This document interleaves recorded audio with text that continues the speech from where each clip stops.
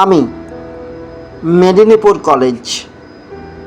আমি শুধু একটা শিক্ষা প্রতিষ্ঠান নয়, আমি ভারতের স্বাধীনতা সংগ্রামের জন্মভূমি। আমার করিডোর দিয়েই এক সময় হেঁটে যেত এমন সব তরুণ যাদের চোখে ছিল স্বাধীনতার স্বপ্ন।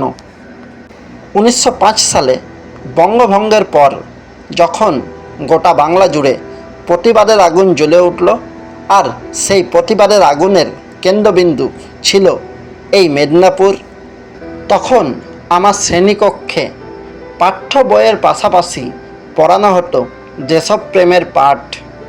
তৎকালীন সময়ে আমার অনেক ছাত্রই যুগান্তর, অনুশীলন সমিতি এবং বেঙ্গল ভলেন্টিয়ার্সে যুক্ত হয়েছিল। আমি মেদিনীপুর কলেজ। আমার বুক থেকেই উঠে এসেছিলেন দীনেশ গুপ্ত, যিনি ব্রিটিশ সাম্রাজ্যবাদের হৃদয়ে আঘাত হানতে রাইটার্স বিল্ডিং অভিযানে অংশগ্রহণ করেন। ফাঁসির মঞ্চে তিনি প্রাণ বাজি রাখতেও ভয় পাননি।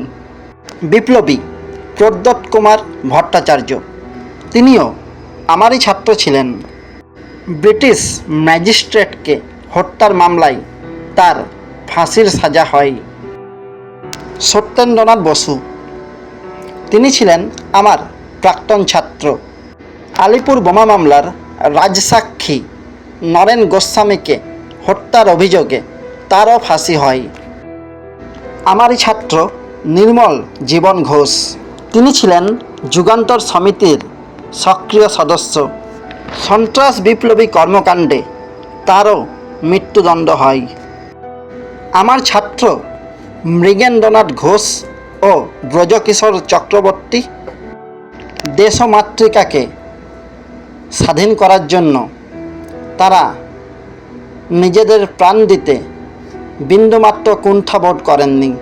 আমার ছাত্রের তালিকায় ছিলেন সুকুমার সেনগুপ্ত, নন্দদুলাল সিনহা, সনাতন রায়, কামাখ্যাচরণ ঘোষ, শান্তি গোপাল সেন, শৈলেন্দ্রনাথ দাস, ফণীন্দ্রনাথ দাস, নরেন্দ্রনাথ দাস, বিজয় কৃষ্ণ ঘোষ, চিত্তরঞ্জন দাস, রবীন্দ্রনাথ মিত্র, ফণীন্দ্রনাথ কুণ্ডু, বিভূতিভূষণ দাস, অজয় ভট্টাচার্য, ভূপতিভূষণ মণ্ডল, মৃণালিনী দাশগুপ্তর মতো ব্যক্তিত্ব, যারা স্বাধীনতা সংগ্রামে সক্রিয়ভাবে অংশগ্রহণ করেছিলেন।